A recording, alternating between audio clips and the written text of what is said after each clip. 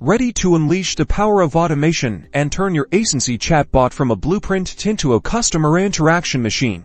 Let's get the flow activated. First things first, navigate to your Aisensy dashboard and click on the Flows section. This is where all your carefully crafted automated sequences are stored, ready to be brought to life.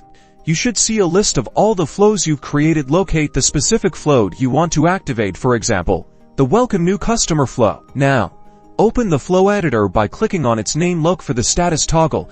It's usually at the top right of the editor. Right now it's probably switched to off, meaning it's not active. Go ahead and click the toggle to switch it to the on position. This activates the flow, making it ready to respond to triggers. You might see a confirmation message pop up. Before deploying it live, let's test. Many platforms have a test flow option. Use it to send a test message and confirm the flow is working as expected, and that each step is triggering correctly. Now, it's time to connect the flow to its trigger. This could be a button on your website, a QR code, or a specific keyword sent to your WhatsApp number. Ensure this connection is properly configured. Congratulations, your flow is now active and engaging with your customers on WhatsApp. Keep an eye on analytics and adjust your flow based on the performance to further optimize for customer interaction.